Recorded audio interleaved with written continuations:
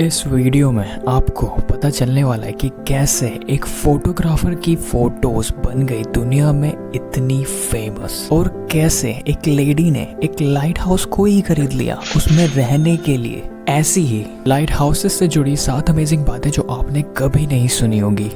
Number 1, सबसे पहला सवाल आता है कि हमें लाइट हाउस की जरूरत क्यों पड़ी, और जब लाइट हाउस नहीं थे तो सेलर्स कैसे नेविगेट करते थे। तो लाइट हाउसेस की जरूरत इसलिए पड़ी क्योंकि रात होने की वजह से सेलर्स को समुद्र के किनारे और बड़ी बड़ी चट्टानों का पता नहीं चलता था, जिस वजह से उनके जहाज और नाव चट्टानों से टकराकर टूट जाते थे और काफी लोग डूबकर मर भी जाते थे। तो उस जगह लाइट हाउस बना दिए जाते थे ताकि वो जहाजों को बड़ी चट्टानों से टकराने से बचा सके। लेकिन पुराने समय में जब लाइट हाउस नहीं थे तो लोग समुद्र के किनारे आग जलाकर सेलर्स को गाइड किया करते थे, और कहीं कहीं तो कुछ लोग ज्वालामुखी की भी सहायता लेते थे डायरेक्शंस को समझने के लिए। Number 2, light house of Alexandria और फेरोज ऑफ अलेक्जेंड्रिया दुनिया का सबसे पहला लाइट हाउस था जो अलेक्जेंड्रिया के लोगों ने बनाया था 280 से 247 BC में, और काफी सेंचुरीज तक ये लाइट हाउस दुनिया का इंसानों द्वारा बनाया गया सबसे ऊंचा स्ट्रक्चर था, जिसकी हाइट एस्टिमेटेड है कि 330 से 350 फीट थी। इस लाइट हाउस को एंशिएंट वर्ल्ड के 7 वंडर्स में से एक माना जाता है, पर अफसोस ये लाइट हाउस अब नहीं है। रीजन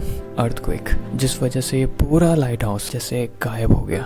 नंबर 3, अगर हम लाइट हाउस ऑफ अलेक्जेंड्रिया को देखें तो उस लाइट हाउस का नाम जहां वो बना था अलेक्जेंड्रिया में उसके नाम पर रखा था, लाइट हाउस ऑफ अलेक्जेंड्रिया। लेकिन काफी लाइट हाउस ऐसे हैं जिनके नाम उन शिप्स पर रखे गए हैं जो उस जगह से टकराकर बर्बाद हो चुकी हैं जहां पे अब लाइट हाउस बने हुए हैं। उनमें से एक है पिजन पॉइंट लाइट हाउस, जो 1871 में बना था शिप्स को गाइड करने के लिए। इस लाइट हाउस का नाम कैरियर पिजन शिप के नाम पर रखा गया जब ये शिप ब्रेक हुआ था 1853 में।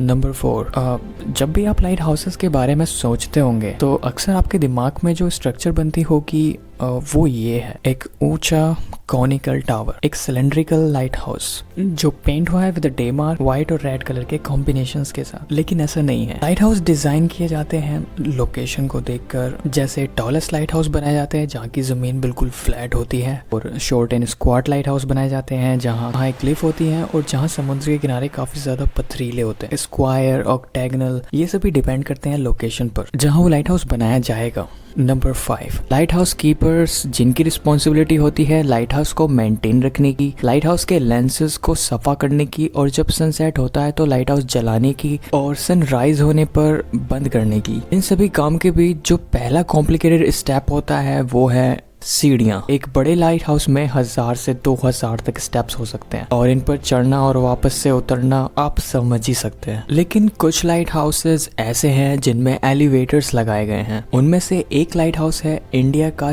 Chennai light house. वैसे देखा जाए तो कुछ लाइट हाउस कीपर सीढ़ियों को लेकर इतने परेशान नहीं है। नंबर 6, अक्सर जब लोग घर लेने के बारे में सोचते हैं तो उन्हें क्या चाहिए होता है, एक बड़ा सा फ्लैट चाहिए होता है, एक घर चाहिए होता है जिसमें एक बड़ा सा गार्डन हो, एक स्विमिंग पूल हो। मतलब सबकी अलग अलग एक्सपेक्टेशंस हैं। लेकिन कैसा हो अगर कोई लाइट हाउस कोई अपना घर बना ले कंट्री से बिल्कुल हटकर, जहां से सनसेट के दौरान बनी जायगेंटिक पेंटिंग आसमान में साफ दिखाई देती है, और समुद्र की लहरों की आवाज़ से लगता है जैसे कि हम समुद्र के बीच सो रहे हों।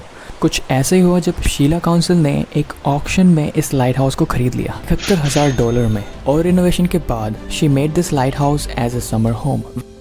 आखिरी नंबर 7, आप में से काफ़ी लोग होंगे जिनको फोटो खींचने का काफ़ी शौक होगा। जस्ट कैमरा उठाया, लाइट एडजस्टमेंट किया, परफेक्ट प्लेस सेलेक्ट किया और बस फोटो खींच गई। सिंपल। इसमें 5 से 10 मिनट जा सकते हैं या फिर 1 घंटा। लेकिन अगर हम फोटोग्राफर्स की बात करें तो उनके लिए ये एक सिंपल थिंग बिल्कुल नहीं है। तो बात है 21 दिसंबर 1989 की। North western France Bretagne La Jument lighthouse की। समुद्र में ऊंची लहरें और तेज हवाएं चल रही थी। 30 मीटर ऊंची विशाल लहरों ने लगभग लाइट हाउस को पूरी तरह ढक लिया था। समुद्र की लहरें लाइट हाउस की खिड़कियां तोड़कर अंदर घुस गई थी। एक तरफ जहाँ समुद्र लाइट हाउस के खिलाफ था, दूसरी तरफ Theodore Malgorn lighthouse keeper lantern room में इंतजार कर रहे थे रेस्क्यूअर का। तो वो लाइट हाउस के लैंटर्न में इंतजार कर रहे होते हैं कि तभी मेलकॉर्न को एक हेलीकॉप्टर की आवाज सुनाई देती है। उन्हें लगता है कि उन्हें बचाने के लिए कोई आया है। वो सीढ़ियों से उतरते हैं और गेट खोलकर खड़े ही होते हैं कि तभी एक विशाल लहर लाइट हाउस से टकराती है। और यही वो समय था जब जेन गुचर्ड ने इस मोमेंट को कैप्चर किया। जेन की ली गई ये फोटो बन जाती है दुनिया की फेमस फोटो,